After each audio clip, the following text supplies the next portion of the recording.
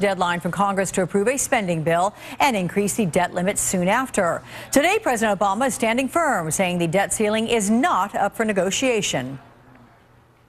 When it comes to budgets, we've never had a situation in which a party said that, unless we get our way 100%, then we're going to let the United States default. Never in history have we used just making sure that the U.S. government is paying its bills as a lever to radically cut a government at the kind of scale that they're talking about. Joining me now, political reporter for Reuters, Andy Sullivan, and politics editor for Roll Call, Shira, formerly Tuplets, now Center. So best wishes to you, our newlywed. Thank you. Very good. Thank you. All right, and we always go with newlyweds first on this show. So I'll reach out to you first, Shira. What is the risk-reward factor for Republicans if they decide to force a government shutdown over Obamacare? Right, so the reward is really with the party's conservative base, because this is something a lot of Republicans, especially in the House, ran on in their conservative districts. They wanted to cut government spending, and in many ways the debt ceiling is an opportunity for them to use as a bargaining chip to get more cuts to spending. And they've tried to do this in the past as well, with some success, mostly failures. Okay. Andy, I'm taking a look right now at an op-ed in the Los Angeles Times, and here's what it says, part of the quote. Republican Senator Ted Cruz of Texas and his compatriots believe their willingness to let a government shutdown happen gives them leverage that can finally force the president to dump his health care law. Who has the most to lose in a government shutdown, and who would get the blame? Who has the most to lose? I mean, aside from the American people who depend on the services of the government, if we're talking purely politics here, I think the Republicans would shoulder most of the blame. There was a CNN poll out last week that said that the Republicans, I think 51% of America would blame the Republicans, about 30% would blame the Democrats. The Democrats are very aware of this. They're united. They're saying, we're not really interested in making concessions on the debt ceiling. We're willing to talk with you about the budget deal. And they're very aware of these divisions within the Republican Party. You've got the Ted Cruz faction that says this is a real opportunity to get what we want in terms of cutting the legs out from under Obamacare.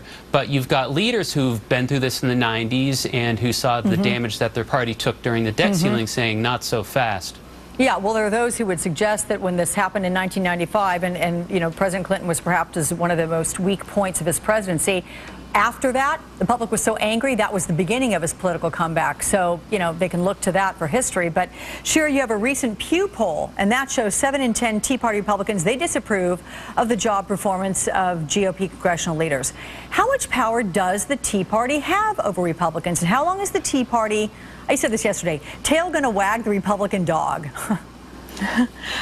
The Tea Party, or at least in Congress, still has a large amount of influence. And when I say Tea Party, I mean candidates who ran on the Tea Party platform or on the Tea Party mantle in 2010 especially. I mean, we see it every day with the way John Boehner has to, for example, try to pass a CR. He's having difficulties because of people like Andy mentioned. In the Senate, there's Ted Cruz and also conservative Tea Party faction in the House that wants to make sure Obamacare is defunded through one of these financial measures. So yes, they still wield an incredible amount of influence over the simple process of creating and passing funding bills. Can I ask you, Andy, on a scale of 1 to 10, 10 being most likely, what do you think the chances are that we're going to see a government shutdown come October 1st? On a scale of 1 to 10, I would say 3. I don't think it's that likely. I don't think Republican leaders want that. I don't think Republican rank and file necessarily wants that either, but then you have to take into account that they're not really unified.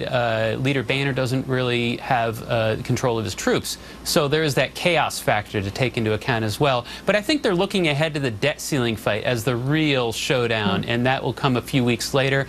And that could have tremendously catastrophic results. If you recall back in 2011, the hit that took to the economy, to consumer confidence, that could be much more damaging than any worries over a shutdown. Okay, Shira, you want to throw out a number? I agree with Andy. I think we're looking in the under 5, certainly, probably around 3.